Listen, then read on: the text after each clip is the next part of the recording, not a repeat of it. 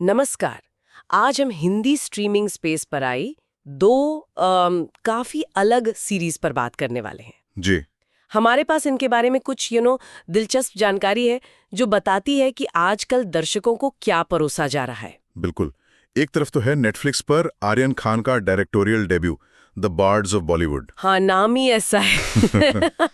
सुनने में ही बॉलीवुड पर स्पूफ जैसा लगता है। और दूसरी तरफ है जियो हॉटस्टार पर काजोल का वो hit courtroom drama the trial. हाँ द ट्रायल, जिसका दूसरा सीजन आया है। हाँ, तो चलिए फिर इन्हीं स्रोतों के जरिए थोड़ा समझते हैं कि इन दोनों में क्या खास है।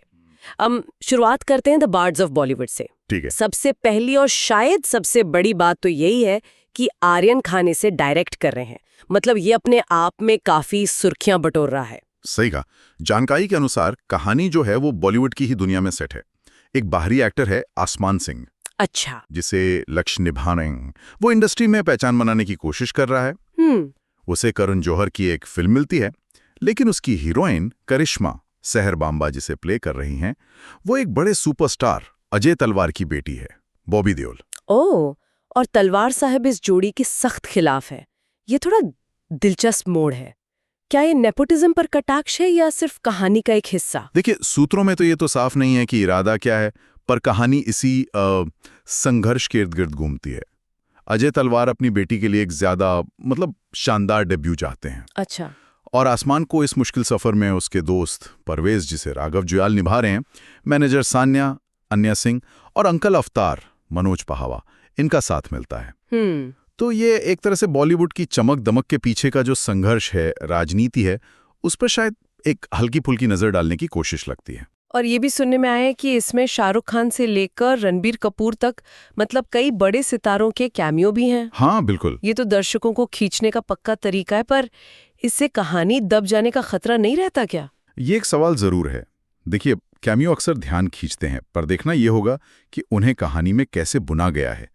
इसे आर्यन खान ने बिलाल सिद्दीकी और मानव चौहान के साथ मिलकर लिखा भी है। अच्छा, लिखा भी है? हाँ, तो उम्मीद है कि कहानी पर फोकस रहेगा। यह 18 सितंबर को नेटफ्लिक्स पर आई है, और दिलचस्प बात यह है कि एक इनसाइडर खुद इंडस्ट्री पर एक, कह सकते हैं, व्यंग्यात्मक कहानी कह रहा है। बिल्कुल। तो एक तरफ ये बॉलीवुड का मजाकिया अंदाज हो गया, वहीं दूसरी तरफ मामला काफी गंभीर हो जाता है जियो हॉटस्टार पर द ट्रायल के दूसरे सीजन के साथ। जी हाँ। काजोल की वापसी हो रही है वकील नयोनिका के तौर पर। जी हाँ, और ये सीजन वहीं से शुरू होता है जहां पहला खत्म हुआ था। नयोनिका और उसके पति राजीव, जिसे जिशु सेन गुप्ता निभा रहे हैं, उनके बीच तलाक को लेकर वो खींचतान बढ़ गई है। राजीव अपना पॉलिटिकल करियर बचाने की कोशिश में है और रिश्ते को बनाए रखना चाहता है। बिल्कुल। जबकि नयोनिका शायद आगे बढ़ना चाहती है।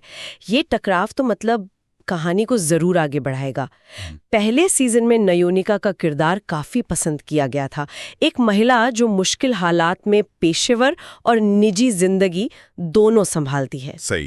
क्या दूसरे सीजन में भी वही देखने को मिलेगा? लगता तो यही है। जानकारी यही कहती है कि वो नए और चुनौतीपूर्ण केस लड़ती रहेगी और साथ ही साथ पारिवारिक उलझनों से भी जूझेगी। इस सीजन का निर्देशन उमेश बिष्ट ने किया है, जबकि पहला सुपरवन वर्मा ने किया था। तो ये देखना भी रोचक होगा कि निर्देशन में बदलाव से शो पर क्या असर पड़ता है। और ये याद दिलाना भी जरूरी है कि ये अमेरिकी शो द गुड वाइफ का ऑफिशियल अडेप्टेशन है। जी हाँ, बिल्कुल। पहला सीजन सफल रहा था। क्या ये दिखाता है कि भारतीय दर्शक अब परिपक्व, जटिल कहानियों और मजबूत महिला किरदारों के लिए तैयार हैं, खासकर जब वो एक स्थापित फॉर्मेट पर आधारित हों? हाँ, काफी हद तक तो यही लगता है। सोनाली कुलकर्णी, शीबा चड्ढा, अली खान, कुब्रा सैद जैसे जो सहायक कलाकार हैं, वो भी अहम किरदारों में वापसी कर रहे हैं। अच्छा, वो सब भी हैं? हाँ, जो शो की गहराई बढ़ाते हैं। बनीजे एशिया का प्रोडक्शन है और ये जियो हॉटस्टार पर स्ट्रीम हो रहा है। ये रूपांतरणों की सफलता और कोर्टरूम ड्रामा की बढ़ती लोकप्रियता का भी एक संकेत तो है ही। तो संक्षेप में कहें तो इस हफ्ते हमारे पास दो बिल्कुल अलग स्वाद की पेशकश हैं।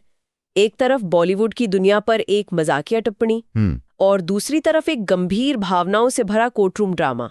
हाँ, दोनों ही अपने अपने जॉनर में दर्शकों को कुछ नया देने का प्रयास कर रही हैं, ऐसा लगता है। ये सोचना वाकई दिलचस्प है। एक तरफ एक स्टार किड अपनी ही घर बॉलीवुड पर कहानी बना रहा है और दूसरी तरफ एक अंतर्राष्ट्रीय हिट शो का सफल भारतीय संस्करण अपनी कहानी आगे बढ़ा रहा है।